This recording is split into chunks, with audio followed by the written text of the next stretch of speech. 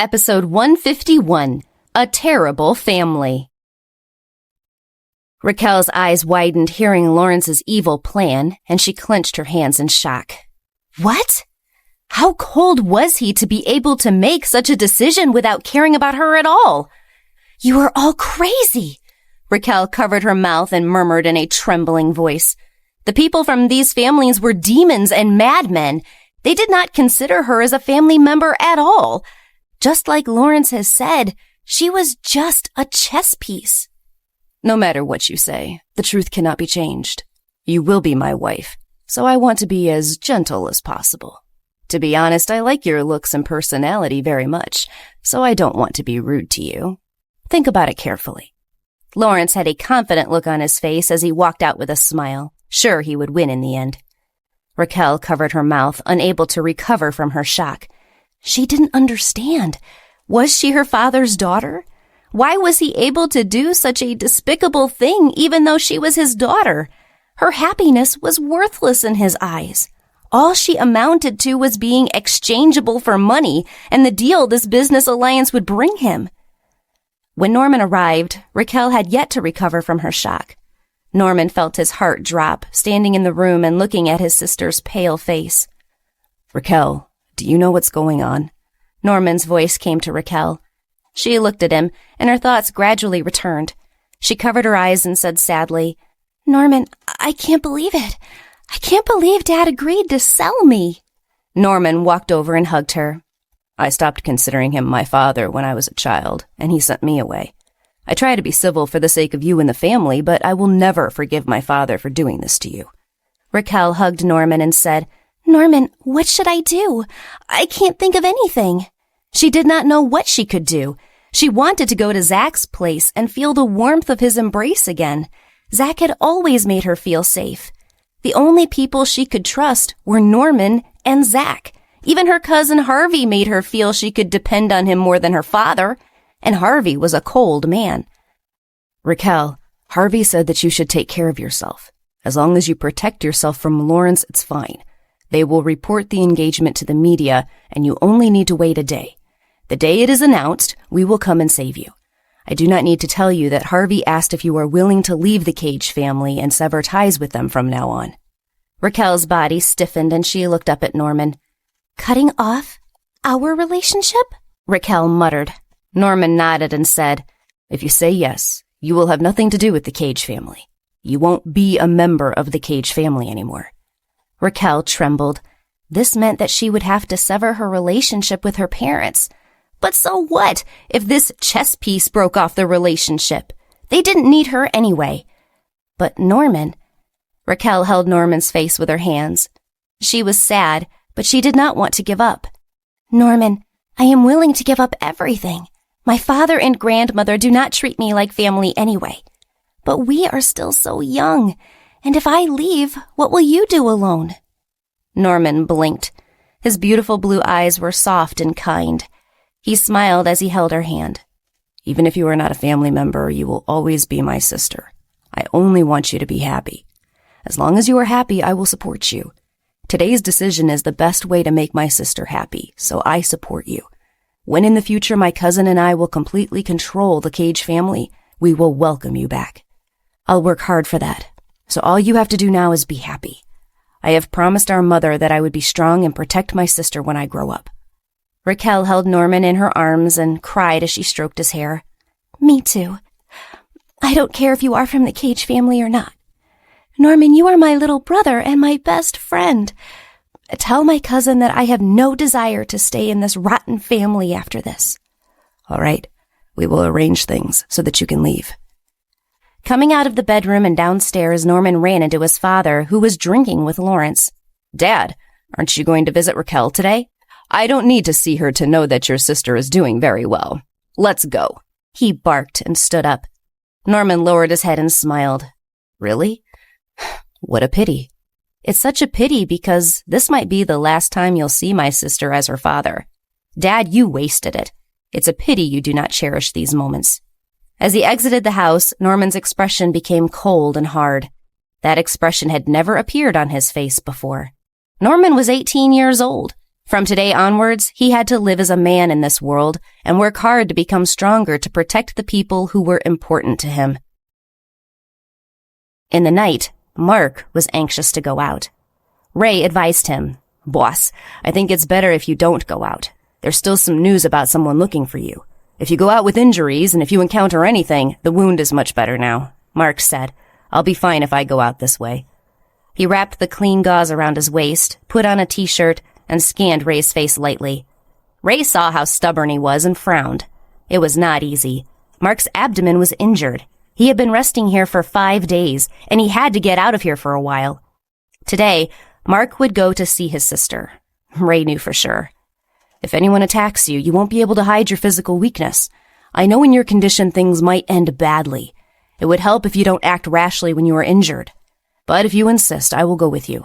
Ray was still worried. It was okay if Mark did not realize it, but he was still clear that this person was the leader. If anything happened to him, how would this organization survive? Mark frowned and said, "There's no need for you to follow me. I can handle it myself. Following me would just add to the trouble. Don't worry, the place I'm going is safe." It was safe. It was a place he had previously invaded. But has the security system been improved by now? Will it be as easy to get in once again as last time?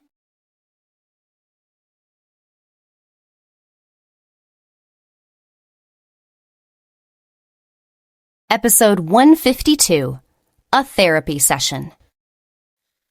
Initially, Mark was very reluctant to meet Luke. No matter what, in his opinion, Luke was his enemy. But when he thought about it, there was no other way for him to fix his issues with Evelyn. He had agreed to a therapy time of 1 hour. After that, he would be able to go wherever Evelyn liked. It had been a long time since he had seen her. He was injured and could not go outside to explore with her, but he could still go and sit down. He was getting impatient to see her.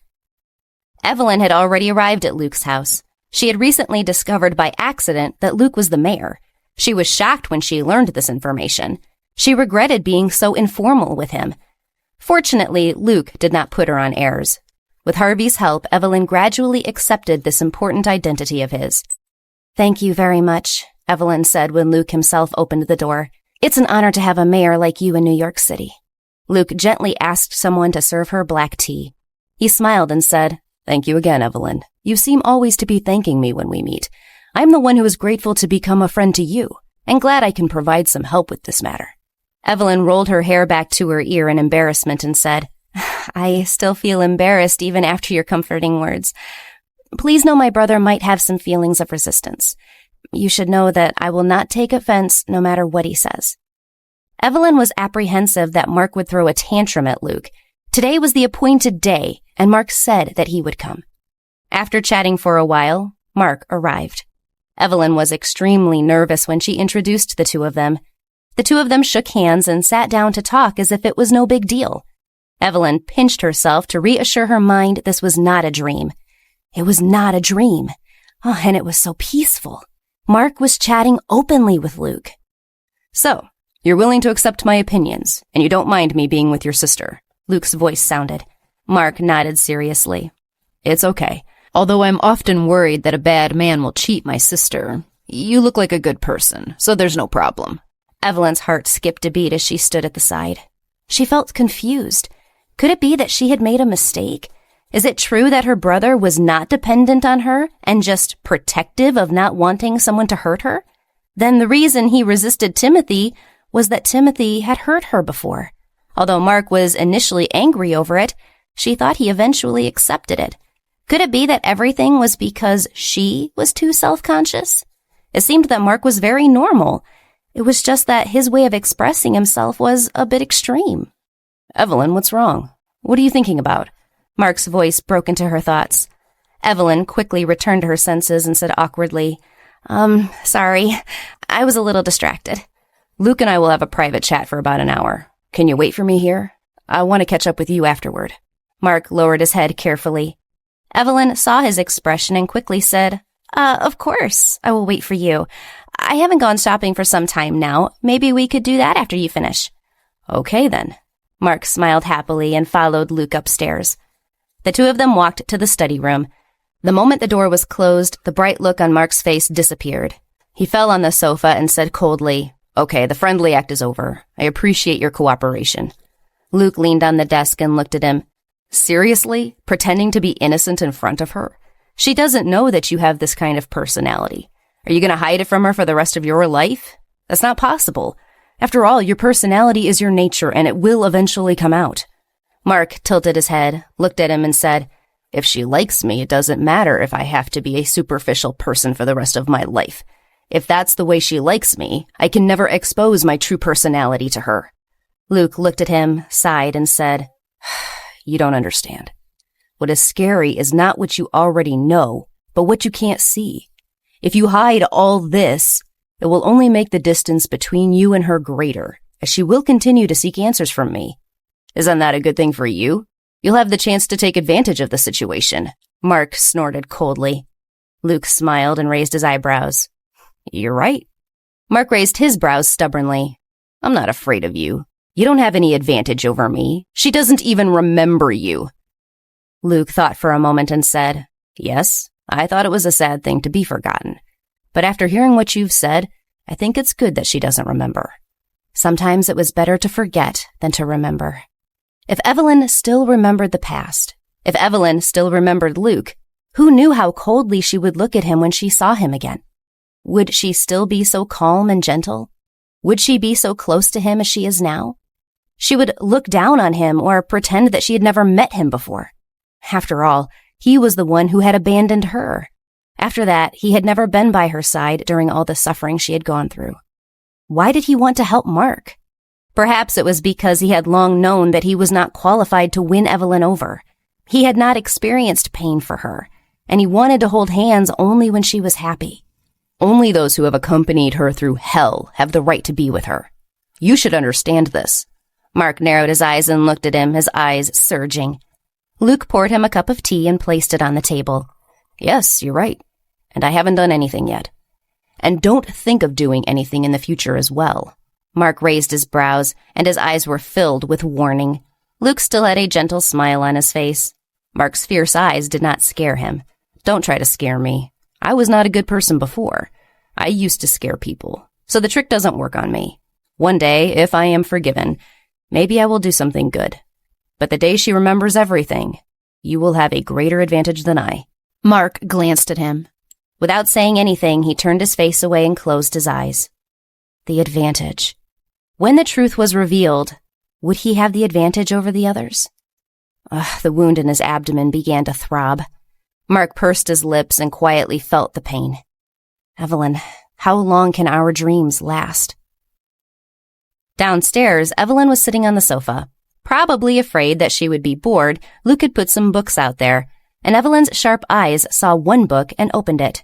"You're my medicine," was the first sentence she read, causing her to flash back to something in her memories. These words flashed through her mind, and she picked up the book to read more. She did not read many books lately because she spent most of her time designing. She could remember Harvey using that line, though, and found it hard to imagine him reading this kind of book. He truly was an unbelievable and strange man. He was as cold as Satan, but he still read romance novels. Harvey had not contacted her for several days. Could it be that he listened to her and did not harass her? Or was he busy with things Evelyn was totally unaware of?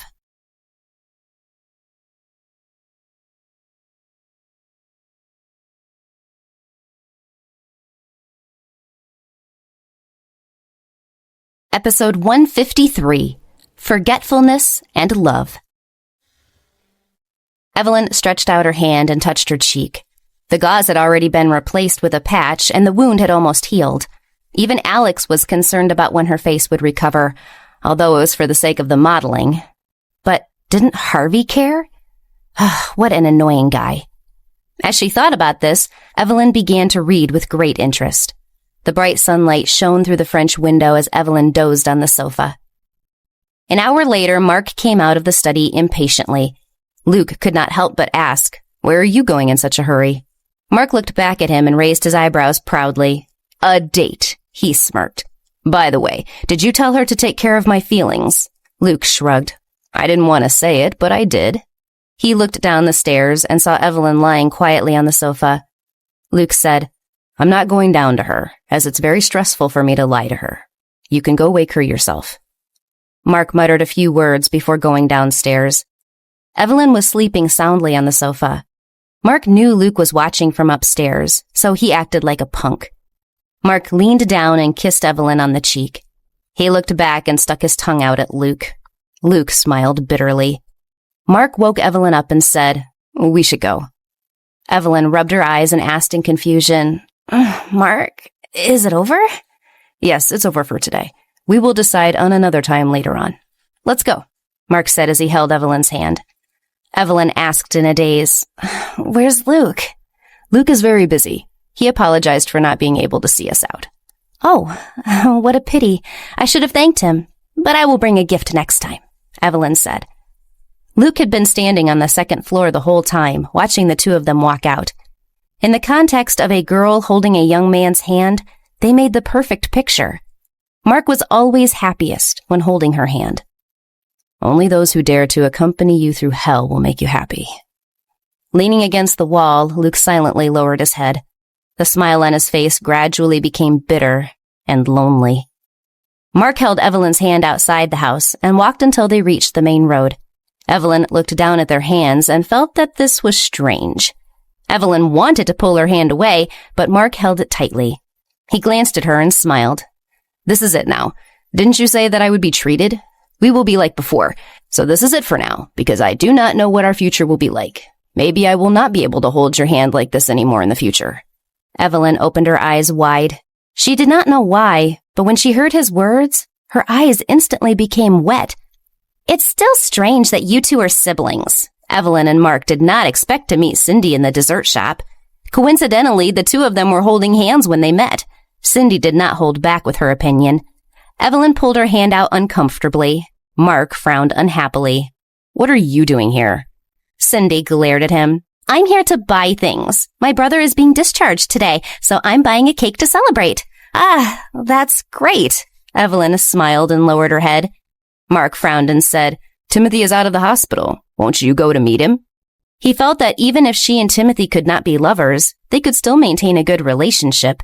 Mark thought, could it be because of him that Evelyn is not going to meet Timothy? Cindy glanced at him and said calmly, "Don't you know?" Mark frowned. "Know what?"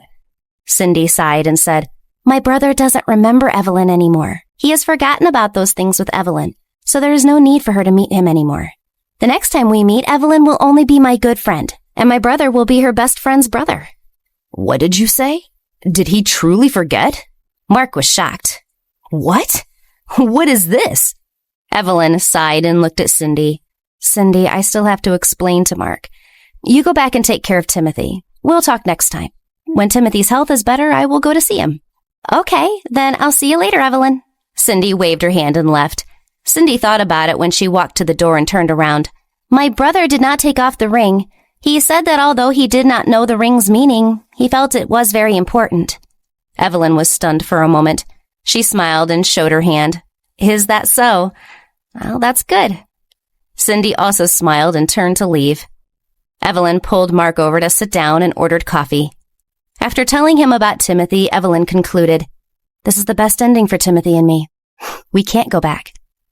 Mark looked at her lonely smile and lowered his head. He did not know anything and went crazy when he saw the ring. However, he had never thought that the ring was a means to keep the past alive in her memories, since she had no future with Timothy. He knew very well what Timothy meant to Evelyn. That was also why he was afraid. After leaving New Orleans and starting a new life in New York City, he had changed. At that time, she was at a loss about so much. Then she met Timothy. For a moment, she felt he was the best man ever.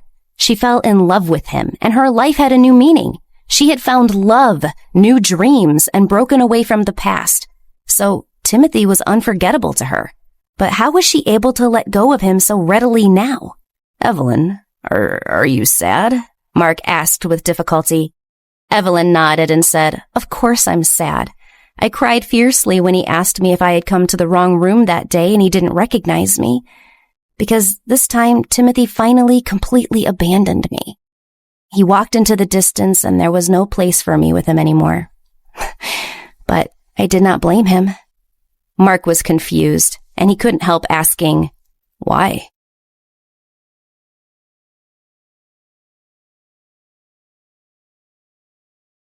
Episode 154, Destroyed by Mark. Isn't it easier to forget people? Isn't it more painful to remember people? Evelyn smiled lightly and said, I want to forget the most important person in my life, but I will not do so willingly. How can I forget someone who is so important in my life? But as long as I remember him, my heart will feel pain. If it is the source of pain, isn't it better to forget? Mark said, shaking his hand excitedly. Evelyn smiled bitterly and said, Even if it is painful, you have to relive it. Chew on the pain and then walk through it. That makes life interesting. Just like us. Our parents died in a car accident. We experienced so much pain, but we still have that pain along with the beautiful memories that our parents gave us. That is why we are strong enough to live the life we have now. Mark. Episode 154, Destroyed by Mark. Isn't it easier to forget people? Isn't it more painful to remember people? Evelyn smiled lightly and said, I want to forget the most important person in my life, but I will not do so willingly. How can I forget someone who is so important in my life? But as long as I remember him, my heart will feel pain. If it is the source of pain, isn't it better to forget? Mark said, shaking his hand excitedly. Evelyn smiled bitterly and said, Even if it is painful, you have to relive it. Chew on the pain and then walk through it. That makes life interesting. Just like us. Our parents died in a car accident. We experienced so much pain, but we still have that pain along with the beautiful memories that our parents gave us. That is why we are strong enough to live the life we have now.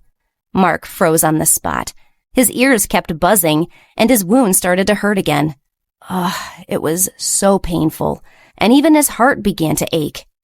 This was the first time he learned about Evelyn's thoughts about her lost memory. She didn't want to forget, even if she was in pain.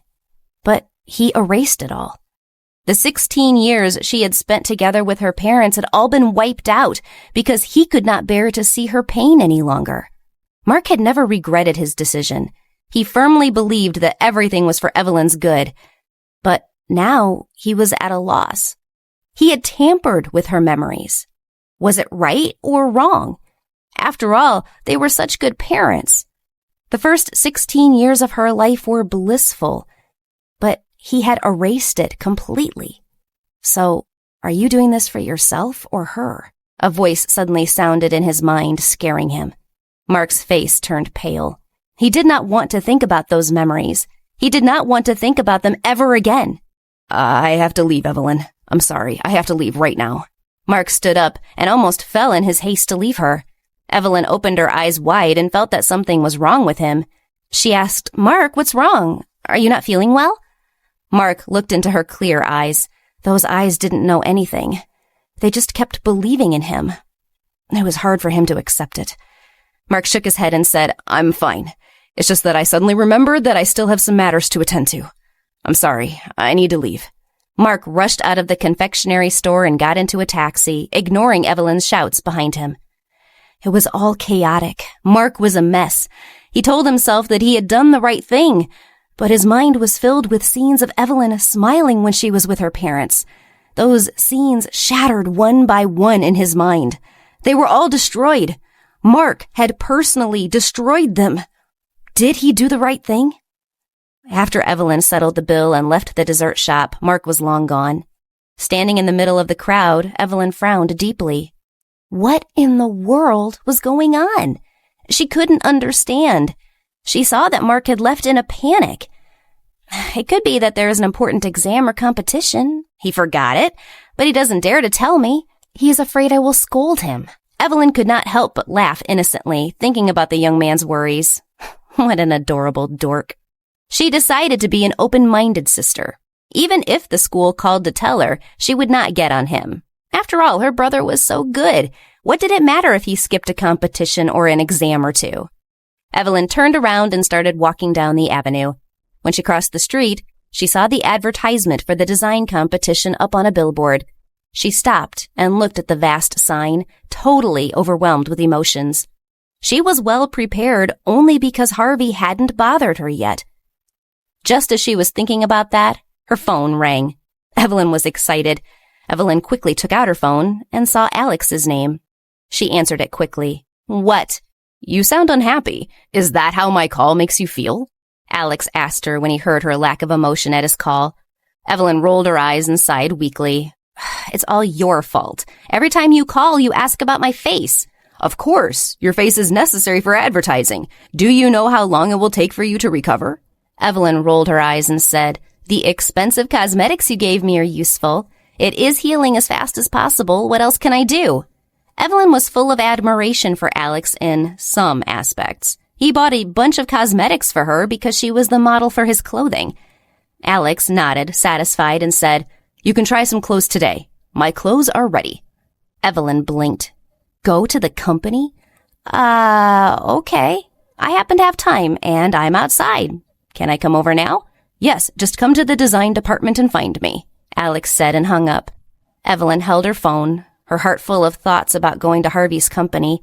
In the end, she decided she would visit Harvey while she was at it. After making up her mind, Evelyn hurriedly took a taxi. She couldn't help but feel a little excited. Harvey might be shocked when he saw her. When Evelyn arrived at the large office building, someone took her to the design department after the receptionist confirmed the purpose of the visit. "This is the design department?" Evelyn arrived on the 3rd floor. Someone said that this entire floor was the design department. Seeing the mess in front of her, Evelyn was shocked. The person standing next to her was not afraid at all. He looked at the paper, clothes, and stuff flying and said calmly, "That's right. This is the design department. This place looks like trash because this is the build-up to the season. But don't worry, the design room of the lead designer is a different scene, especially Alex's design room. We call it a paradise achieved, especially for women." Evelyn's eyes widened. When she worked with Alex before, she had been forced to work as a model at Harvey's house. She had never been to Alex's design room, but she could imagine that his space would be a paradise for women. When the door opened, Evelyn saw the exquisite and luxurious design room. Evelyn's heart was beating fast when she saw it. The people who brought her here seemed to have gotten used to it. They stood in front of the door and smiled at her before leaving. Alex looked up from the table and saw Evelyn. He frowned and said, "Can you take better care of yourself? You look terrible every time I see you." Evelyn looked down at herself. She was wearing sports shoes and a t-shirt. "It's very convenient for me to dress like this. What's wrong with it?" Evelyn retorted. Alex was too lazy to care about her anymore. He grabbed a blue dress and a pair of high heels and put them on the table. He then turned around and took a few pieces of jewelry. "Put these on and walk to me again. I feel uncomfortable when I think about my top design being on a person who has no sense of beauty." Evelyn pouted. There were so many requirements. Even though she felt burdened, Evelyn still went to change into it. When Evelyn walked out of the fitting room, Alex was much more comfortable. This was his ideal model. Her long black hair hung loosely, and her blue skirt complemented her slender and fair skin. With just a little makeup, she would be the most beautiful date for men to fantasize about. Who was Evelyn? In his eyes, there was only his perfect goddess. Evelyn saw his eyes and knew that he had automatically forgotten about her bad presentation when she came in. They talked for a long time. Then she changed her clothes, and they did some mending. When Evelyn was about to leave, she hesitated and whispered, Alex, is Harvey here now?" Alex lowered his head to draw and said, "He probably isn't here. He usually has meetings outside in the afternoon, but he might be back now. What's wrong?" Evelyn averted her gaze and thought of something. Alex finally understood what was going on. After all, he knew about young girls in love. Alex looked at her thoughtfully. No matter how he thought about the two of them together, he felt a sense of accomplishment when his beautiful muse could confuse a callous man like the CEO. What made him angry was that he could not convince Evelyn to be with Harvey before now. Although Harvey was his boss and could fire him if he wished, it was still good to make him lose his mind. "Let me help you," Alex said suddenly. Evelyn was shocked. "Huh? I haven't said anything yet. What do you want to help me with?"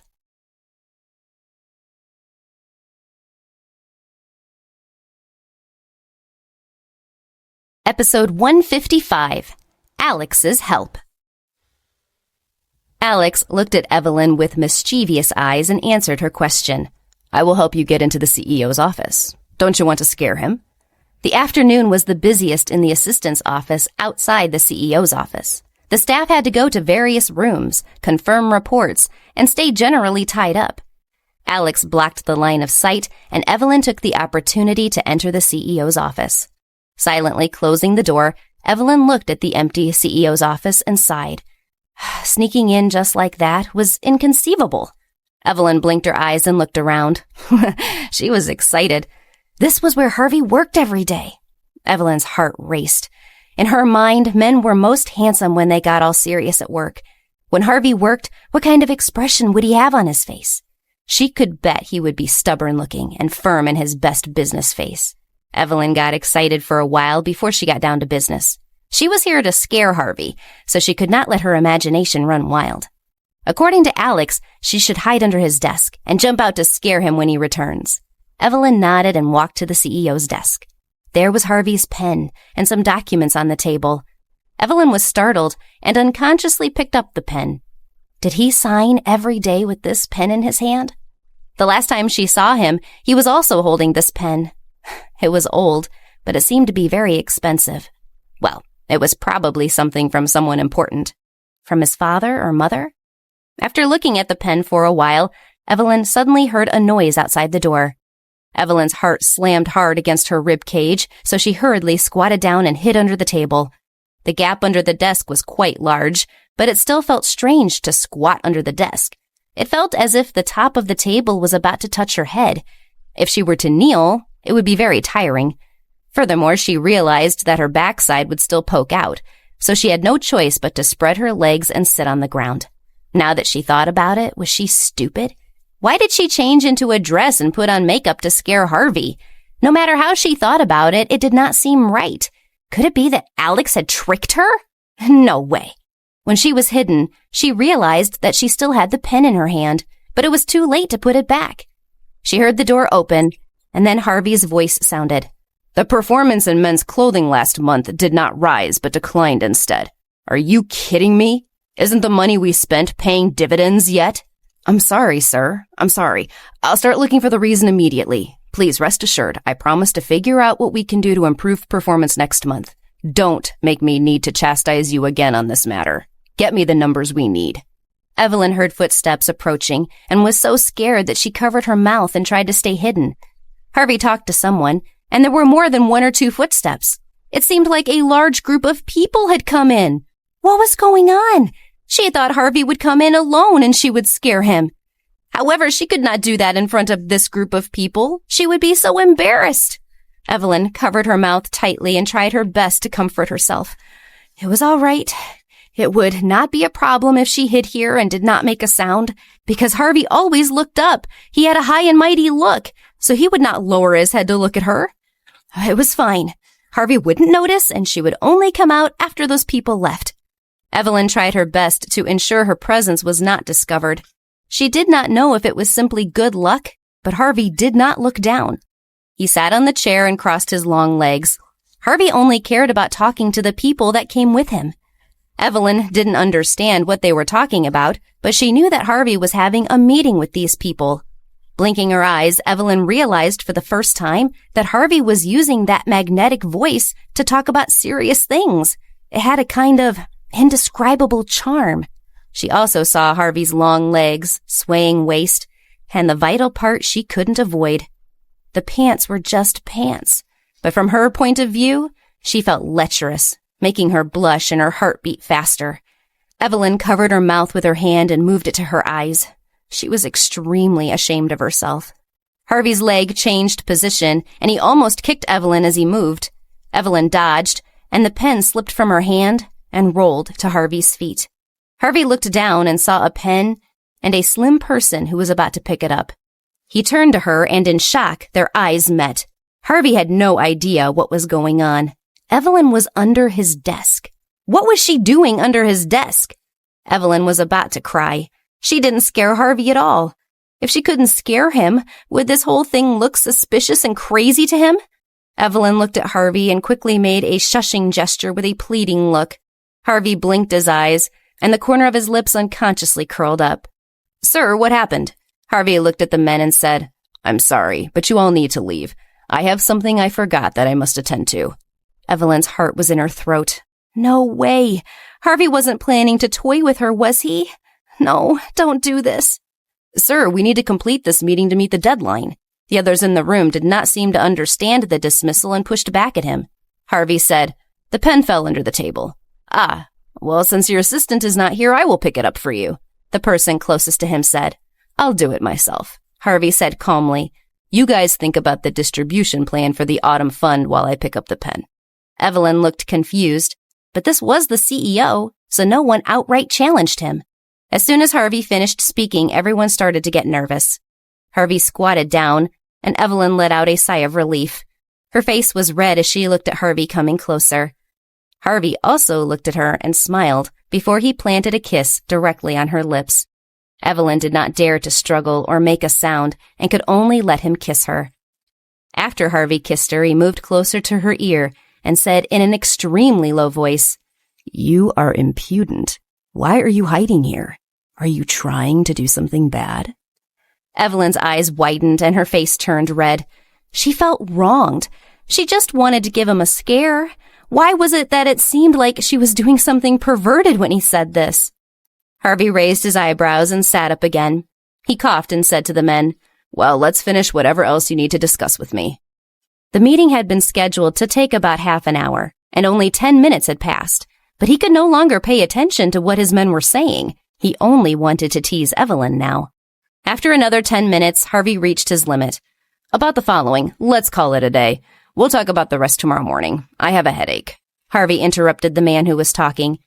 The other party was stunned and asked with concern, "You have a headache? Do you want us to call a doctor or bring some aspirin to you?" "No need. I think I have been too tired recently. I'll rest for a while. All of you can go back to work. Also, when you go out, tell the other employees not to let anyone in to disturb me." Harvey put down his pen. After hearing what Harvey said, none of them dared to stay any longer. After everyone was gone, Harvey pulled Evelyn out from under the table. He immediately pressed her on the table and started to pull off his tie. "You are distracting me here." Evelyn blushed and pushed him away. "Are you crazy? This is your office. Harvey raised his eyebrows and said arrogantly, "Isn't it exciting to consider doing it in my office? You delivered yourself to my door. You are dressed so beautifully and hiding under my desk. Evelyn, I didn't know you were so good at seducing people." Evelyn wanted to die. She wanted to jump out of the CEO's office window on the top floor of the building. "This isn't my doing at all." "Alex?" Harvey narrowed his eyes and smiled. "Really? Well done, Alex. No matter what, you have to take the punishment for these actions now," Harvey said, ignoring Evelyn's resistance. He turned around and pressed her onto the table. He couldn't take it anymore. A few hours later, the sky turned dark. Evelyn finished her shower and came out of the bathroom. She sat on the sofa unhappily and hugged her legs. Harvey had ordered some snacks and other things on the table. They were all piled up there. After showering, he sat down comfortably and said, "Why do you look so unhappy? Aren't you happy to see me?" Evelyn was unhappy and said huffily, "I just dropped by and wanted to scare you. Who wants to do that kind of thing in the office? Pervert." Her waist hurt and her legs were sore. She had no strength at all. She was ravenous. She picked up a macaroon and ate it without hesitation. Harvey turned his body to face her. His dark eyes fell on her beautiful face. The smile on his lips was so gentle that even he did not notice it. "I've never believed in fate, but I'm starting to believe in these things," Harvey said. Evelyn rolled her eyes and said, "Oh, you finally understand?" "I dreamed of you. Is this called telepathy? I don't understand, but you must have been thinking about me. Otherwise, why would you come?" "I was planning to give you a big scare and embarrass you. Who would have thought that my plan would fail?" Evelyn said indignantly. She would rather die than admit that she came to see him because she wanted to see him. I wonder how proud he'll be if he realizes it. "Really? You weren't missing me." Harvey suddenly moved closer to Evelyn and put his hands on her side. Evelyn's face was red and her heart was beating rapidly, but she refused to admit it. "Really, I just came to give you a big fright." Really? I missed you very much, Evelyn, and I've wanted to see you very much.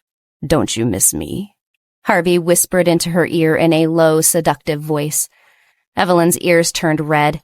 His repeated mumbling was unbearable.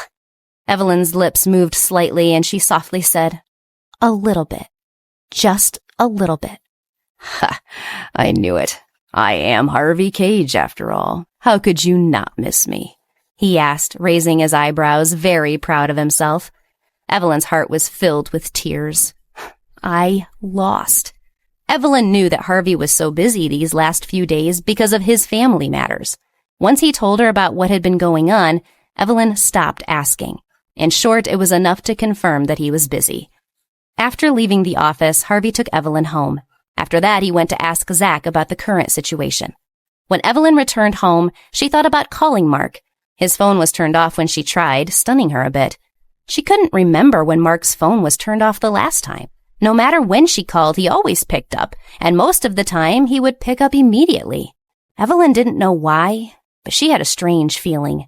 Maybe his phone had run out of battery, Evelyn comforted herself. It was okay. She did not need to worry about Mark or overthink it. Evelyn returned to her room to continue designing with this thought in mind. Where was Mark? His head was a mess when he left Evelyn. What might he be doing in such a disturbed state of mind? Was he up to some cold-blooded crime again?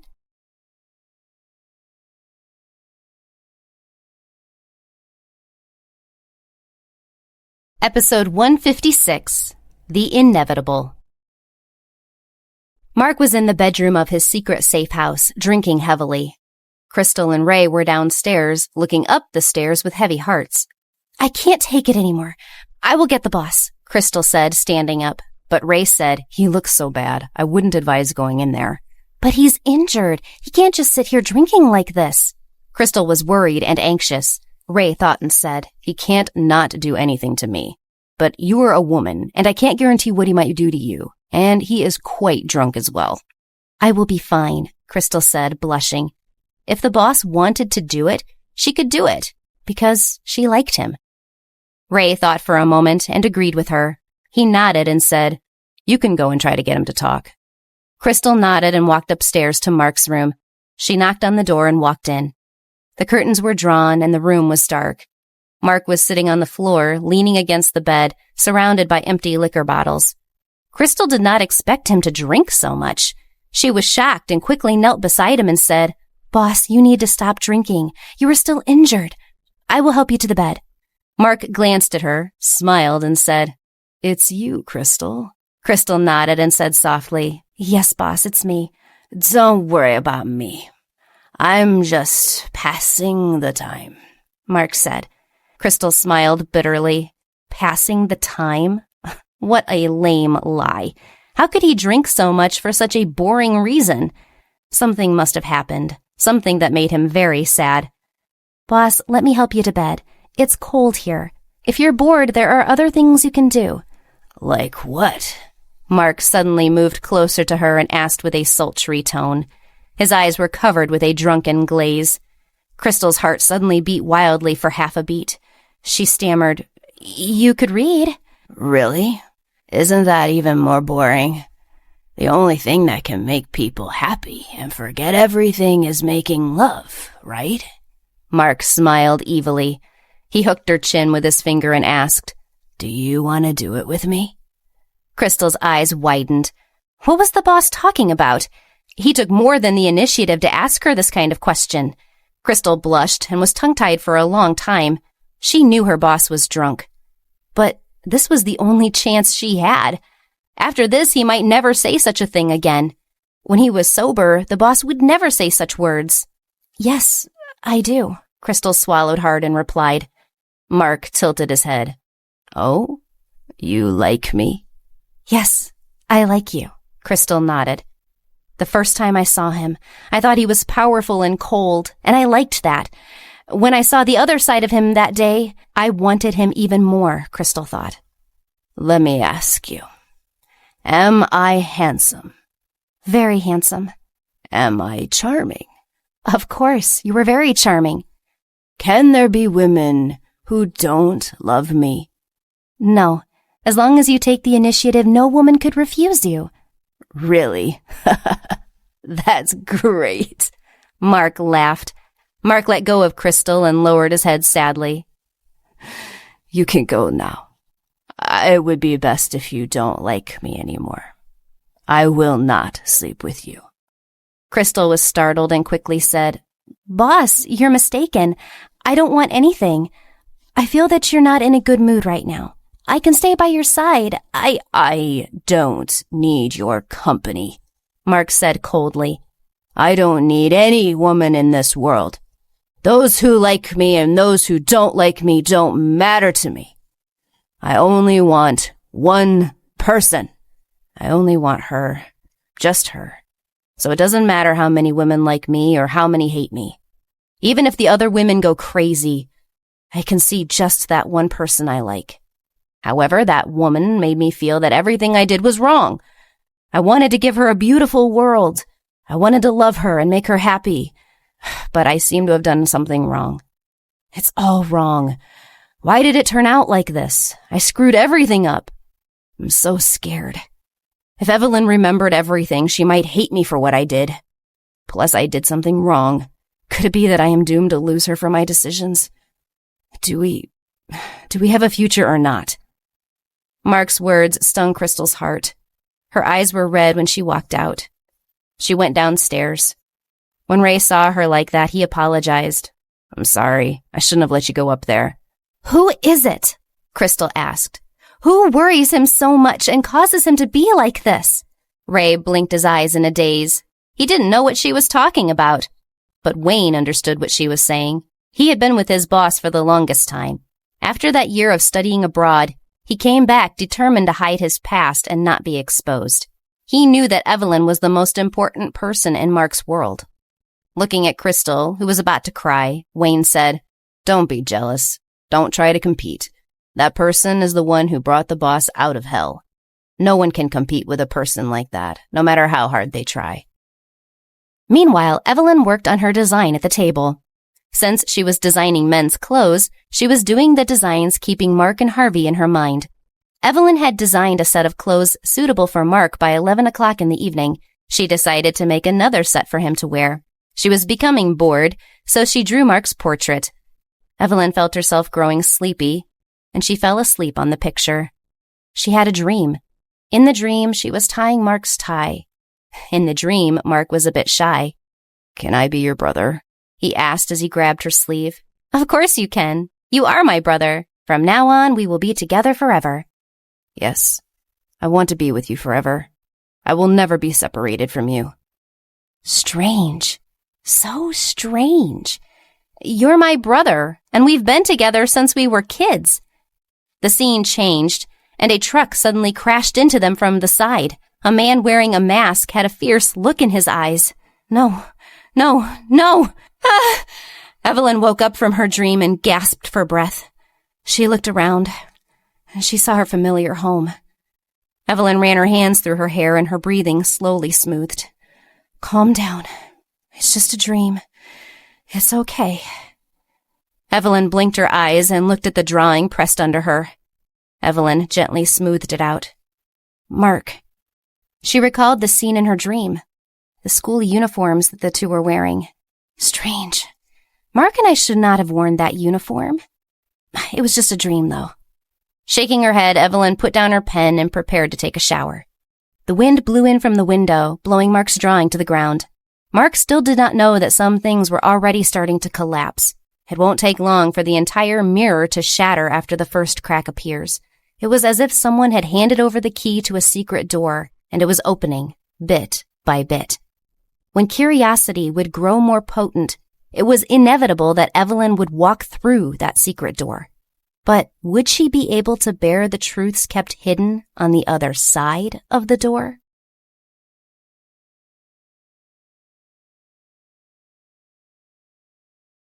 Episode 157, Severing Ties. When Harvey arrived at Zach's residence, he opened the door and welcomed Harvey. When Harvey looked at his face, he shook his head. You're hopeless. Harvey continued. You are my assistant.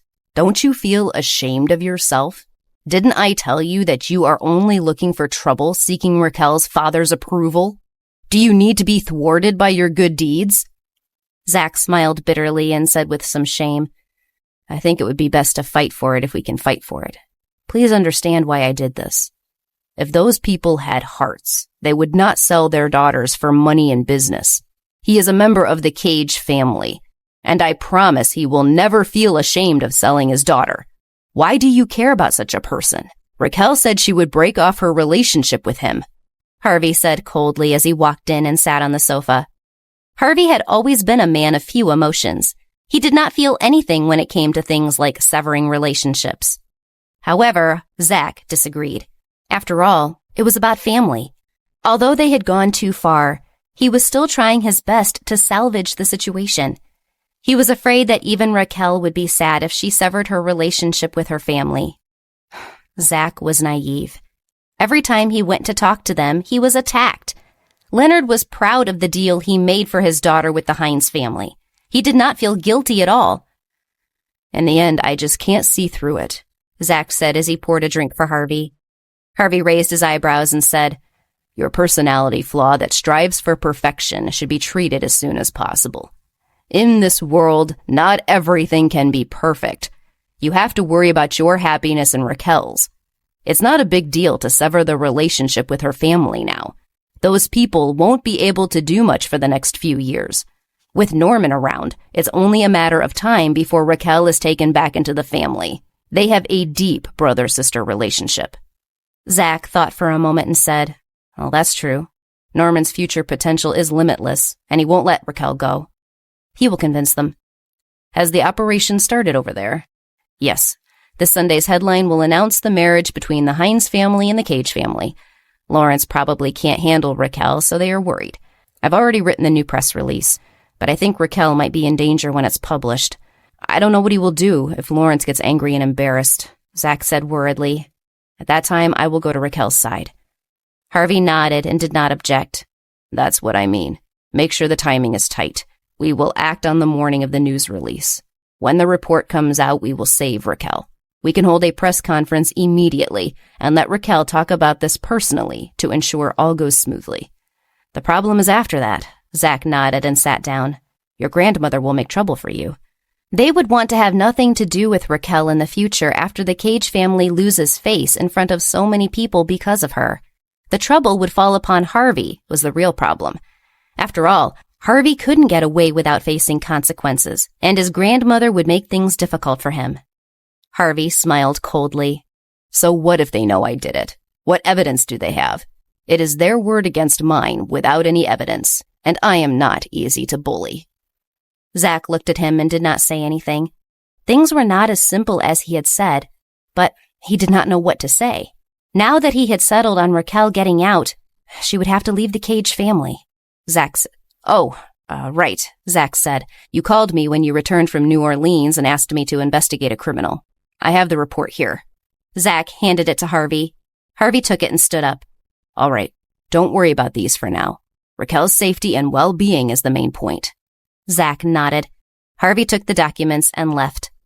On the way home, Harvey was looking at the envelope on the passenger seat next to him, debating with himself whether he should open it or not. He would probably know everything about Evelyn and Mark if he opened it. However, he felt like that knowledge would be an enormous, heavy burden. Those who knew the secret either chose to endure the immense pressure of knowing or reveal the secret and destroy everything. He did not know what choice he would make once he learned this secret. When he got home, Harvey thought for a while. In the end, he did not open the envelope. Instead, he locked the papers in the safe.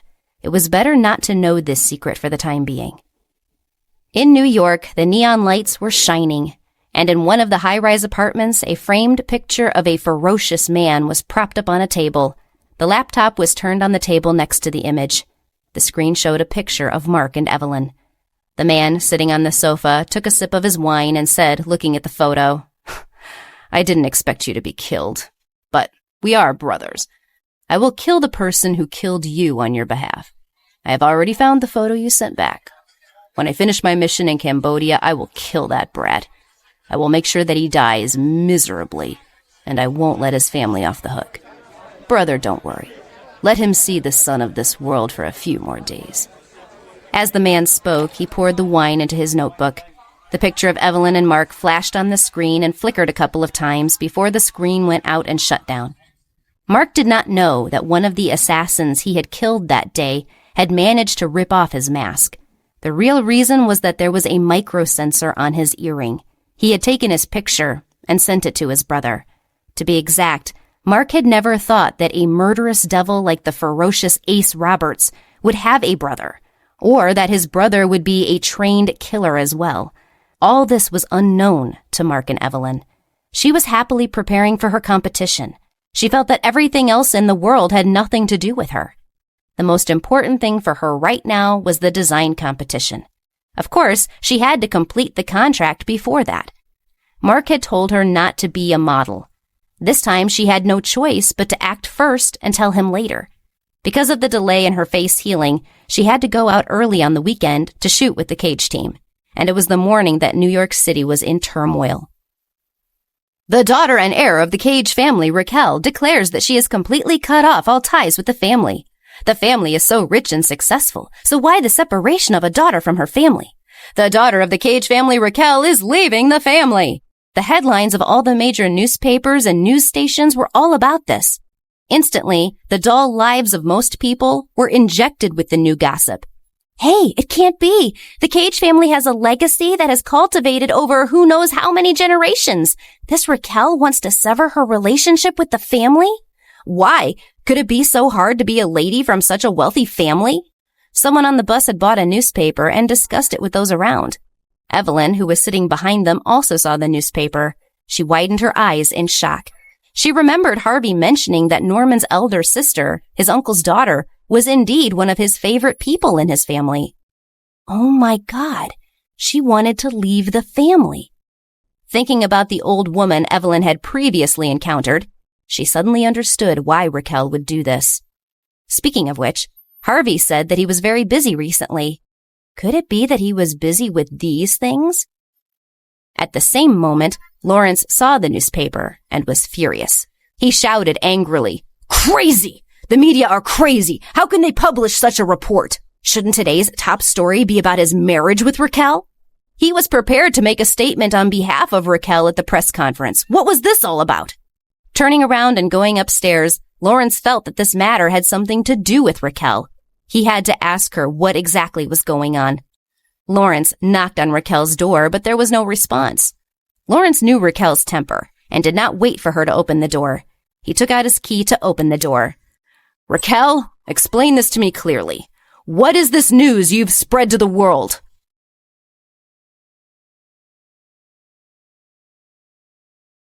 Episode 158, Dolores in Office. The room was empty, and the specially sealed windows were open. There was no trace of Raquel. Lawrence was stunned, motionless for a few seconds before gritting his teeth and shouting, "Damn! Go and find Raquel for me. You must find her, and contact Mrs. Cage." She must have run away. It was unknown if someone had rescued her or if she had escaped on her own. She would always avoid Lawrence with clever ploys whenever he tried to visit. Damn it! She was waiting for an opportunity to escape. He was stupid and only now realized she had played him. Lawrence was going crazy. He would have forced himself to detain her better if he had known earlier. Now that she had escaped, people would indeed see him as an idiot. Zach had saved Raquel. Once he rescued her, Zach placed her in a safe and secret location and said, "Be good and wait for me to find you. I'm going to Harvey's place now." "Zach, are you okay? They will cause trouble for my cousin and make things difficult for you." Raquel hugged him worriedly, not willing to let him go. Grandma and Dad must have guessed right away that it was her cousin, so they would go and make trouble for him. Zach gently ran a hand down her hair and said, "Don't worry, we will be fine. Whether it is Harvey or me, we are both men that take responsibility. So you don't have to worry. You have to wait for me here." This was the kind of battle where men fought to protect women. Zach did not want to involve Raquel in it. She had already done much good. Zach kissed Raquel on the lips and said, "I'm going." "Zach, be careful. I will wait for you here," Raquel said and watched him leave. Zach drove very fast. He wanted to get to the company as soon as possible. He wondered how Harvey was doing. The old woman would get there fast. He had to be faster. Slap! She slapped Harvey in his office. His grandmother had arrived quickly. She intended to talk about Raquel and Lawrence's matter and ask Harvey to not get involved. Who would have thought she would see the newspaper before she got there? There was also a phone call from the heir of the Hines family. Grandma's expression was ugly. What Raquel had done had impacted the family's reputation. She couldn't have contacted the newspaper while she was imprisoned, which meant that someone had done it for her. There was no need to imagine who that was. Harvey was the only person in or near the family who dared to go against Dolores's orders. Damn it! He dared to bring such shame upon them all. As soon as his grandmother arrived at the company, she went straight to Harvey's office and slapped him hard before uttering a word. This old woman had always hit him like this, and he was used to it. But in this office, she hit him without any hesitation. He was surprised. She was angrier than he had anticipated, as she usually did this type of thing only in private. Rubbing his cheek, Harvey raised his eyebrows and looked at the older woman. His voice was cold. You should explain the reason before hitting someone. You suddenly rushed to my office and slapped me. You are becoming more and more like an irrational parent. Don't you know the reason? She threw the newspaper on the table and snapped. What happened to Raquel? Harvey glanced at the newspaper coldly. He did not care about his grandmother's aggressiveness at all. Don't you know what's going on? The daughter of the Cage family became a chess piece in a business-marriage alliance and decided to break off relations with her family. As soon as Harvey finished speaking, the door opened. An employee tried to stop the people who rushed in. Without permission, you can't— Harvey! Where's Raquel? We got a call that Raquel was missing. Where is Raquel? Where did you hide her? Leonard demanded angrily. Harvey glanced at the employee that followed Leonard in and said, Get out. You have no business here. Yes, sir, the woman replied and hurriedly left. She did not dare to stay there any longer. Harvey glanced at the angry man and said, Uncle, what does Raquel's disappearance have to do with me? I have been here since early morning. You can ask anyone in the office or check the surveillance cameras. Of course you wouldn't go personally. It must be Zach. By the way, why isn't Zach here? Hand him over. He must be the one who kidnapped her. It had to be Zach who instigated Raquel to make false news reports. Harvey snorted and said, Why would I help those two? Would it be good for me to put that kind of news out about our family business? Even though I only care about myself. I don't know if Zach did it or not. I don't know where he is now because he asked for leave today. At that moment, Zach had stopped by Norman's house.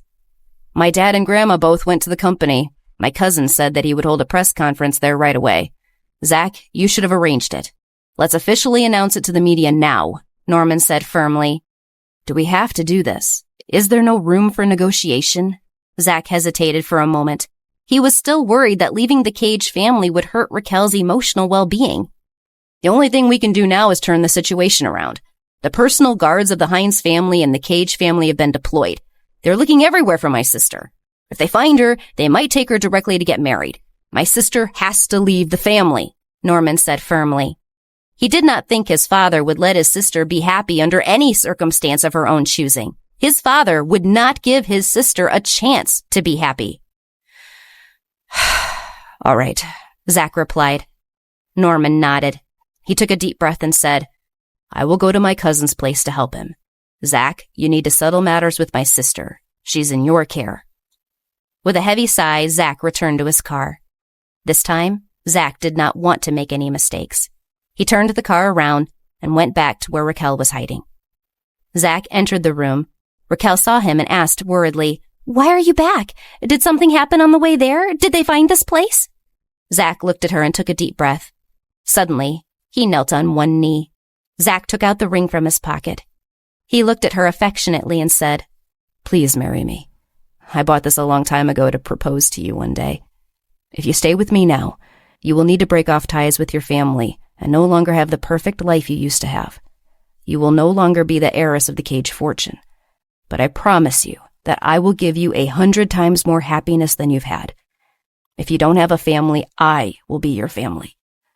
Although you may not be able to live like before, I will do my best for you. You are no longer an heiress, but you will always be my princess. I'm sorry it has to be this way. Please come to the press conference with me and officially announce our engagement." He loved her very much and hoped that she would be happy. From the first time he had seen Raquel at 16, quiet and fragile, he wanted her to be happy. He wished her to be more content than any woman in the world, forever smiling, without tears or worries. But why did making her happy have to involve cutting her off from her family? Would she really be happy after severing all her ties with the man who brought her into this world and with the people she grew up with?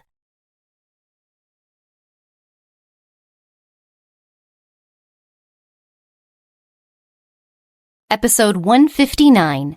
In the Future, We Go Together. Zach felt very uncomfortable. To be with him, Raquel would have to pay a price beyond measure. He had believed that they couldn't bear it together, so he had never been with her before. Phew, I thought you would say something else. Raquel took a deep breath and took the ring. She put it on her finger and smiled sweetly. Zach, you are always so gentle, and you carry so much on your shoulders. You do not need to do this. I know how hard you tried to avoid me to prevent what happens today from ever happening to me. Every time you endured the pain and pushed me away, it was me who came back over and over again. Raquel squatted down and held Zach's hands tightly. From the beginning, I did not want these hands to just shield me from the wind and rain. I want to hold them tightly and walk through the darkness together. We will move forward together from now on, no matter what might come our way. Didn't you do the same thing regarding severing relations? I am willing to do this because I know that there is no one better than you, and I will give up everything for you.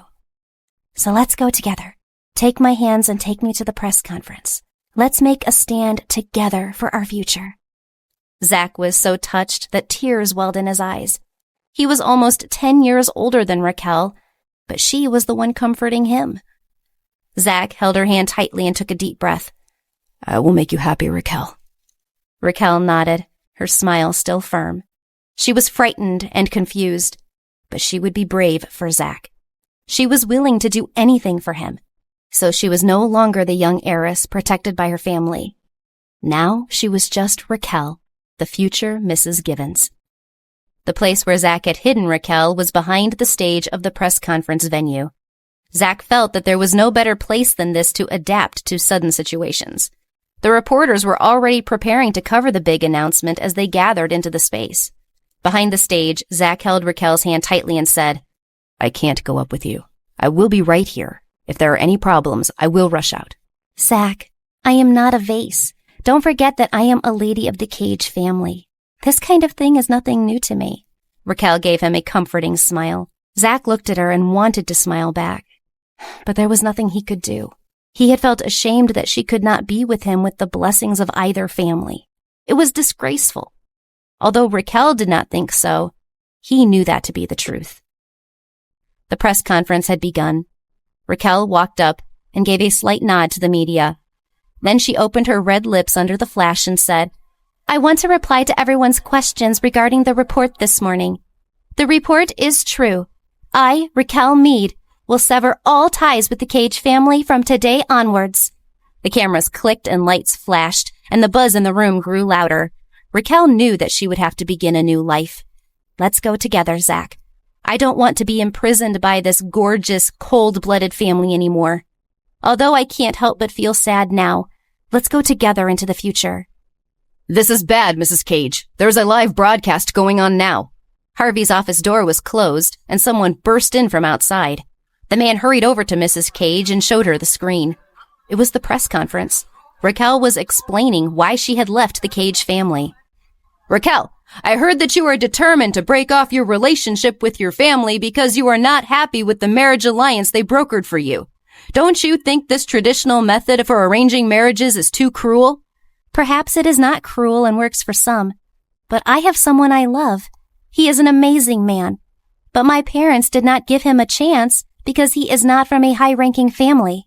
They tried to force me to marry someone I didn't want to marry. Isn't that cruel? I only choose what I think is best. If one day my grandmother and father can agree with the happiness I choose, I hope to reconcile with them." "Ridiculous!" Mrs. Cage cursed angrily. She waved her hand and the phone fell to the ground and shattered. Mrs. Cage did not even look at it as she stared at Harvey, who looked calm and collected. Raquel had been locked up. How could she have prepared for this series of events? Someone must be helping her. Only one person in the family could dare to go against Dolores. This unworthy man, Harvey. It was indeed a disaster to raise such a fierce man that would oppose her. Back when they were young, Leonard was a good-for-nothing. She had seen that Harvey was young and was a legitimate descendant of the Cage family. So she had nurtured him from a young age, hoping that he would one day become the most powerful CEO of the family. She had never thought that Harvey would become unequaled in power amongst the family. Now, though, he had gone too far. Harvey was very calm when he met his grandmother's eyes. He did not show any pride or ridicule, but he had to admit that he liked her ugly expression. She had been criticizing him repeatedly, even to his own people. This time, he wanted to give her a taste of her own medicine. "It's all because of you! It must be you!" Leonard was so angry that his whole body was trembling. He wanted to rush over and slug Harvey. He shouted angrily. Seeing that the press conference went smoothly, Harvey stood up and said coldly, "Uncle, don't go too far with your words. I am sitting here. How could I do it? If you think that I did it, then show me the evidence. If you ask Raquel and she says that I ordered her to do it, I will admit it." You! Leonard was so angry that he almost passed out. His daughter had cut off their father-daughter relationship, but he could not do anything. This time, he had lost face to the Hines family, who had offered him the perfect marriage alliance. Leonard felt his blood heat up when he saw the fruit knife on the table. He picked up the knife and rushed towards Harvey. "You bastard! My family is broken now! The Cage family will be destroyed by you or someone like you sooner or later! I will help the family get rid of you today!" Leonard rushed toward Harvey and tried to stab him in the chest. Mrs. Cage was so scared that her face turned pale. "Leonard, stop! Have you gone crazy?"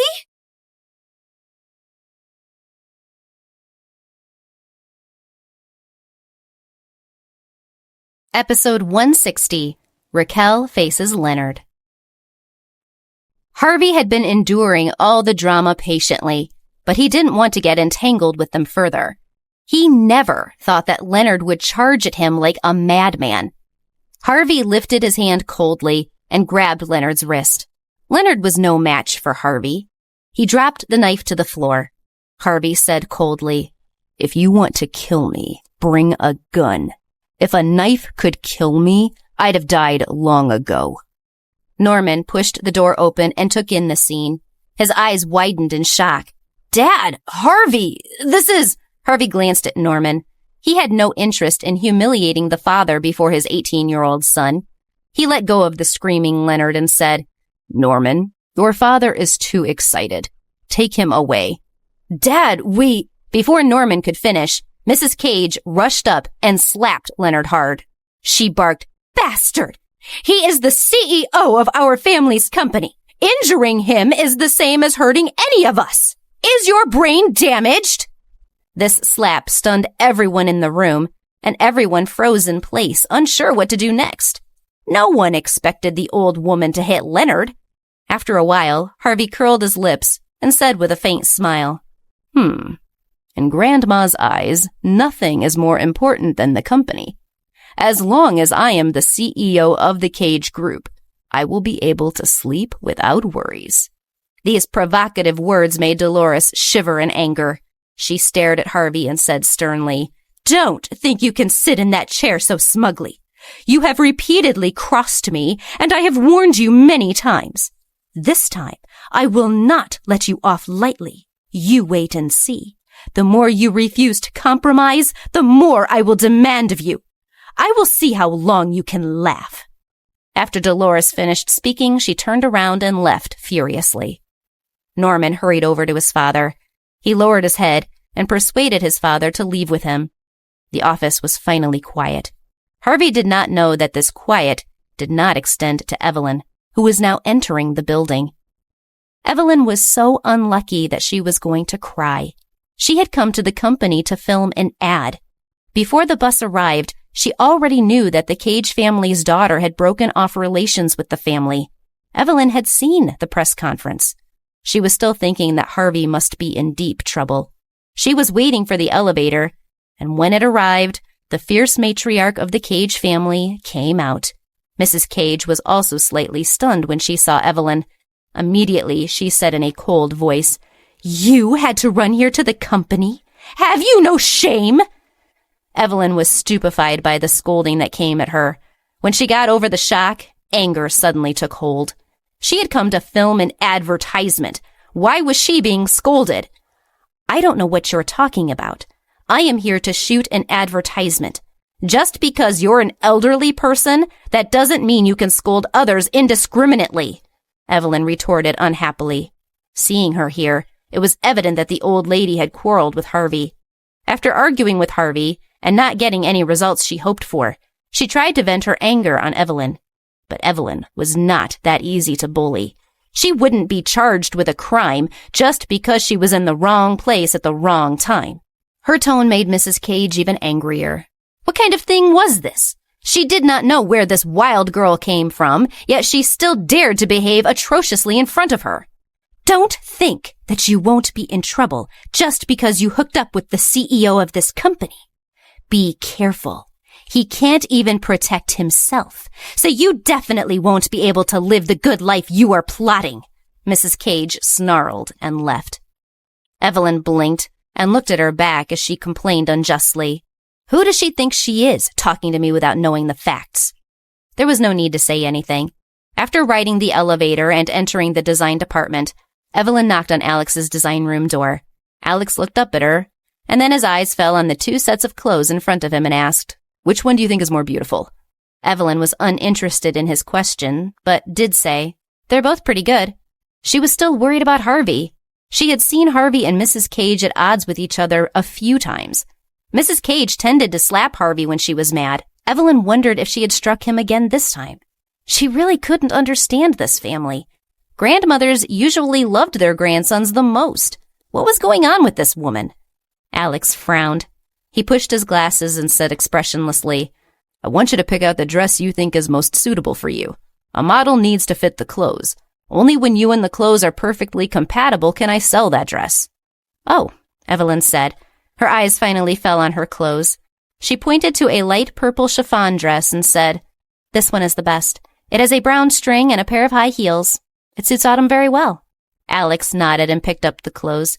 He raised his hand and looked at his watch. "Let's go." Evelyn looked at Alex and asked hesitantly, "Why is the CEO here so early today?" Alex looked at her. "Do you want me to help you go in again?" "No, I haven't even settled the score with you for the last time." Evelyn rolled her eyes and waited for him. "I'm just asking." "Oh, well then you are asking the wrong person. I am a designer, not a secretary. How would I know?" Alex raised his eyebrows. Evelyn was furious. What use was this guy with remarks like this? The makeup artist dragged Evelyn to a chair and made her up before Evelyn changed her clothes. Evelyn came out from the dressing room and shocked everyone. With the experience from last time, Evelyn accepted the drastic change in her image. Alex looked at her dress and was very satisfied. Evelyn was very light and looked like a little elf. Her skin was fair and her makeup was transparent. The makeup artist looked at her and said, "That's why I said we needed to paint you as happy and childlike. I love it." The photographer walked over and sighed. "Not bad, not bad.